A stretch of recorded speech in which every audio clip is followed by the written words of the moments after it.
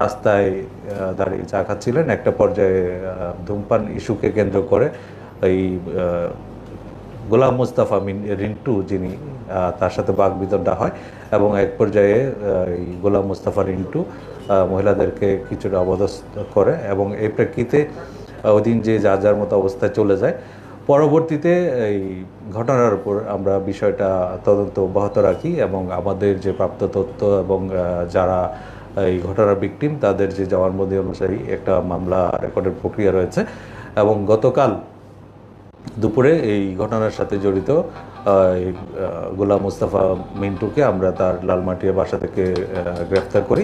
যেহেতু মামলাটি বর্তমানে প্রক্রিয়াধীন রয়েছে, তাকে ইতিমধ্যে 54 ধারায় বিজ্ঞ আদালতে প্রেরণ করা হয়েছে এবং মামলা যদি রুজু হয়, মামলা রুজু হওয়ার পরে তাকে মামলার নিয়মিত আসামি হিসেবে গ্রেফতার দেখানো হবে।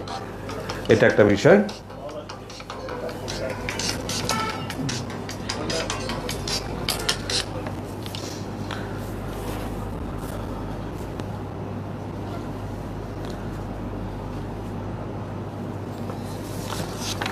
আর আরেকটা বিষয় আপনারা দেখেছেন সম্প্রতি সামাজিক যোগাযোগ মাধ্যমে একটা ভিডিও ভাইরাল হয়েছে ব্যাপকভাবে।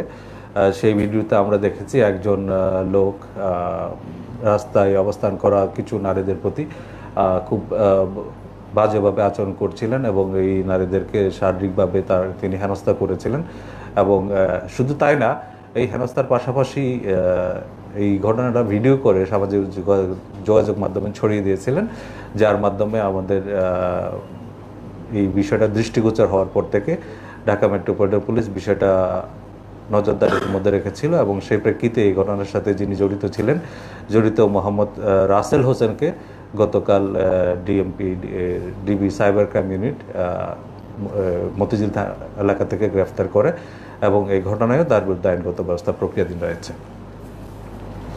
এবং এই ঘটনাটার সংগঠনের সময় ছিল 29শে আগস্ট। এই 29শে আগস্ট এই ঘটনা সংগঠন করার পরে এইটাই রেকর্ড করা হয় এবং ইচ্ছাকৃতভাবে এই নারীদেরকে হেয় করার জন্য এটা সামাজিক যোগাযোগ মাধ্যমে ছড়িয়ে দেওয়া হয়েছিল। আর তৃতীয় যে বিষয়টা আমি আপনাদের সামনে উপস্থাপন করছি সেটা হচ্ছে গতকাল সকালবেলা বনানীতে আপনারা জানেন একটা সড়ক দুর্ঘটনা সংঘটিত হয়। এই ঘটনাস্থলেই একজন পোশাককর্মী নিহত হন এবং আরেকজন পোশাককর্মী গুরুতর আহত হন। এই ঘটনার প্রেক্ষিতে গার্মেন্টস কর্মীরা রাস্তা অবরোধ করে রাখেন এবং সারাদিন এর যে পুরো ঢাকা মহানগর এলাকায় থাকে। তার প্রেক্ষিতে আমরা যে দায়ী এই ড্রাইভার তাকে ধরার জন্য আমাদের নজরদারি অব্যাহত রাখি এবং এর সূত্র ধরে গত রাত 11ই মার্চ মধ্যরাতে তাকে ঢাকার কেরানীগঞ্জ থেকে গ্রেপ্তার করা হয় এবং সে তার যে ঘটনায় জড়িত থাকার কথা ইতিমধ্যে প্রাথমিকভাবে আমাদের কাছে স্বীকার করেছে এবং ঘটনায় এখনো মামলা দায়ের করা হয়নি, মামলা প্রক্রিয়াধীন রয়েছে। মামলা প্রক্রিয়াধীন করার পরে তাকে ওই মামলায় অ্যারেস্ট দেখানো হবে।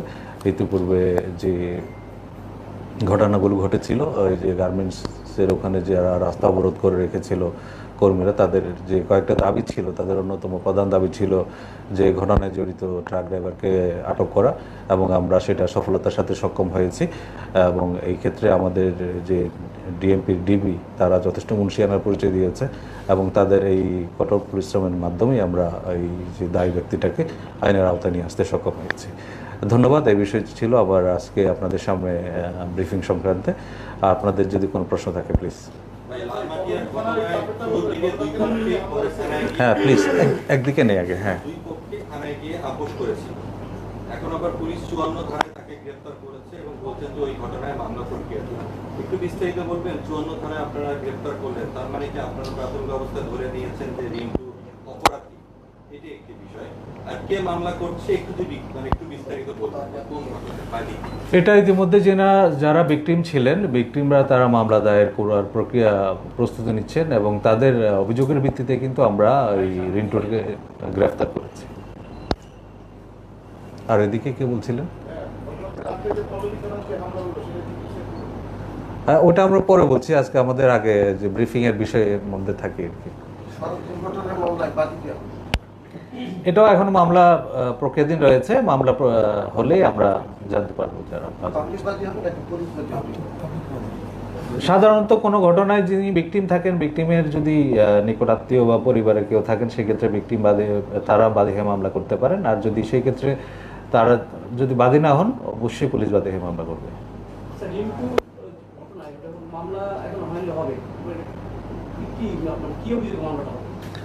এটা উনি প্রকাশ্যে যে নারীদের দুজন নারীকে হেনস্থা করেছেন এই বিষয়ে যে সংশ্লিষ্ট আইনের ধারা অনুযায়ী মামলা হবে। আমরা যতটুকু জানতে পেরেছি তার বয়স 60-এর ঊর্ধ্বে এবং তিনি ইট বালু পাথর ব্যবসা করেন।